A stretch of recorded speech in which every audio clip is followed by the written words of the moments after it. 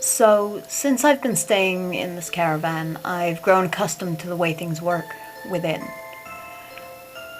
I should probably elaborate on that a little bit. I mean, the routine. I enter the door, I see terrible things. I return, I record them. Then I look in the cupboard above the front windows to find that someone has left food there.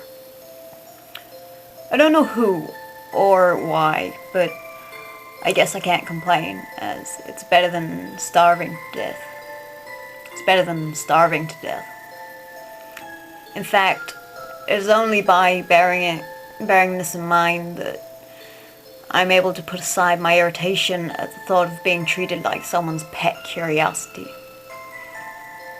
However, this time when I returned from the depths of the other realm, I realized that I never really searched the rest of the caravan for any other items that whoever it is that's keeping me here might have left, so I began to search the other cupboards, as well as the one that normally contains the food. My search seemed pointless until I opened the cupboard beneath the broken sink. Crouching, I saw that there was a wad of paper stuffed beneath the drain pipe. It must have been stuck there for a while, because it took some effort to retrieve it without ripping. Once I managed to remove it from behind its hiding place, I returned to the table and sat, inspecting the papers. It was a series of letters, which I assumed was written by the last person to be trapped in this hellhole. As I read further through the documents, I became more and more anxious, and by the end, I was terrified. The notes read as follows.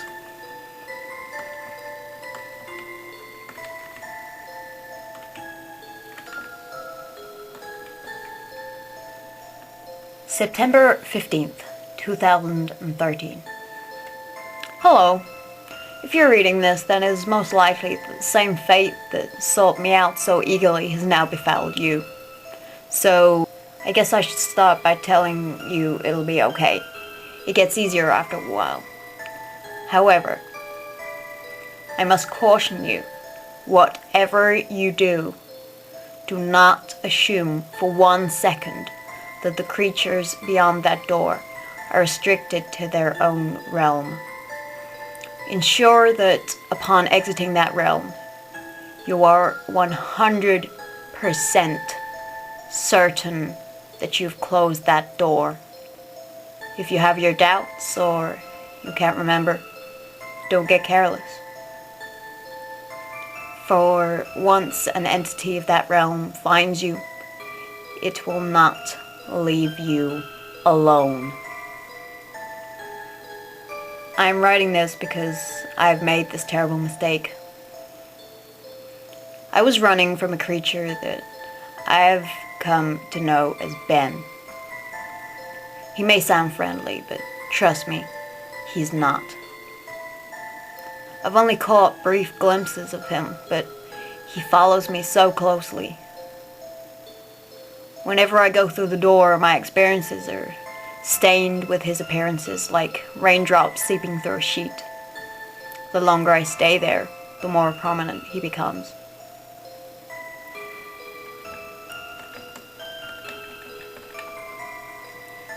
September 17th, 2013. He watches me. He watches me eat. He watches me sleep. He watches me record my traumatic experiences in this hellish place. He laughs. His laugh chills me to the bone. It is that of a child mixed with one of true insanity. It is shrill and echoes about the silence. I hear him more and more. Even as I write this, I can hear him laughing at me. This is all just a big game to him. I looked up a moment ago to see if I could spot him, but all I saw was the smallest portion of a shadow slip out of view. I know he's there. I can't see him, but I know he's watching, laughing at me. September 19th, 2013. He won't leave me alone. He's everywhere. I see him constantly out of the corner of my eye, darting across the floor or under an item of furniture. He doesn't laugh anymore. He just whispers. No matter where he is, it always sounds as though he stood right behind me, whispering directly into my ear, even when he's not in the room.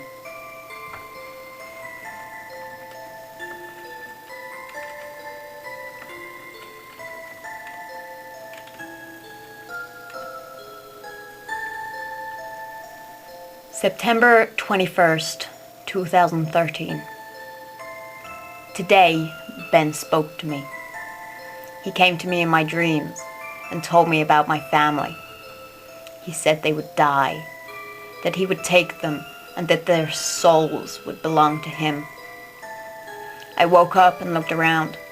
I couldn't see Ben, but I could hear him. He was laughing again. Standing up uncertainly, I looked around me and realized that the cupboard above the mattress I had been sleeping on was slightly ajar.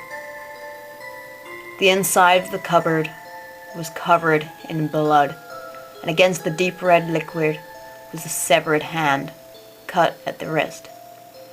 I recognized it straight away. It was the hand of my son, Jacob. The string bracelet he had made one day at school was still tied around it. I cried for a long time before realizing that the hand was clutching a piece of paper, and, reluctantly, I took it. What it said angered me. Ben was indeed toying with me. He saw this as a game. I became ever more aware of his laughter in my ear as I stared at the paper. It read, 1 out of 4. 25th of September, 2013. He's taken them all. 2 days ago, I found my husband's severed arm in the cupboard next to the door. I cried for hours. It too had a piece of paper clutched within it. The paper read, 2 out of 4. Today, I found the head of my dog stuffed into the sink. Inside its jaws was yet another piece of paper.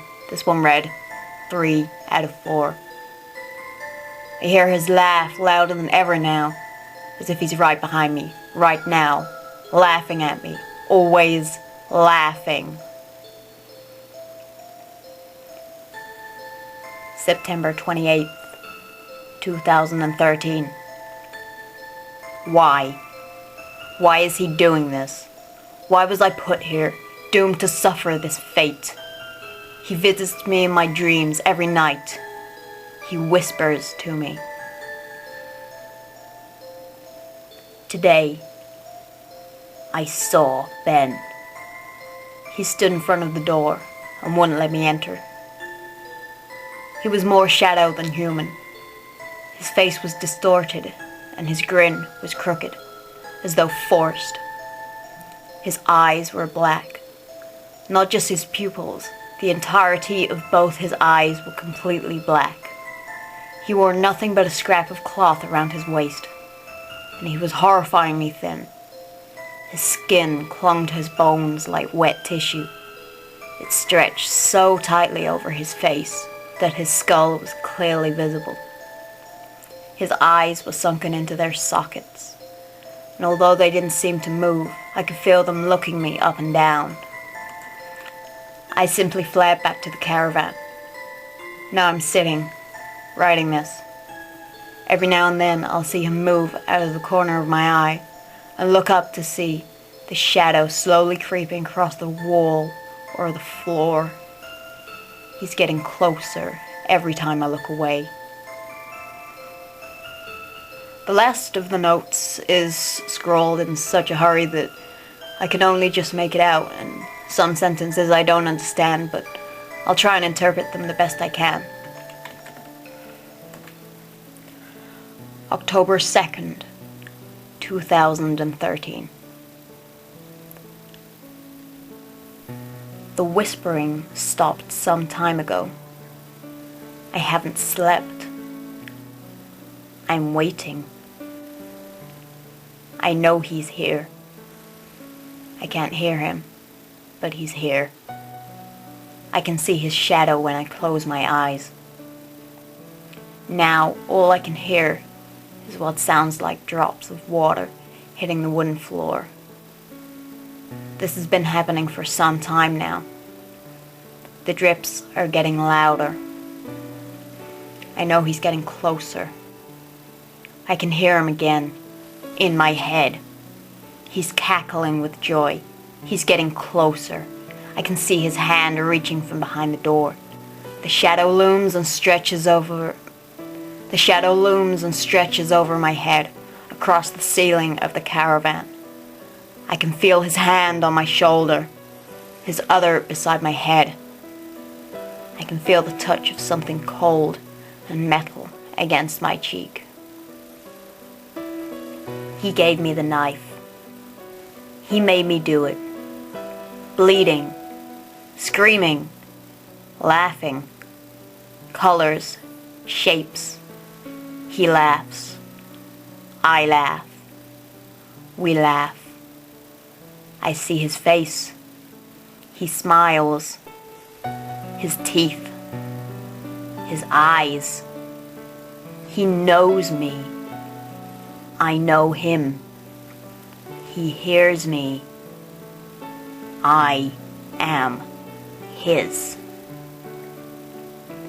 The note ends there, but there are only two things scrawled on the back of the last piece of paper.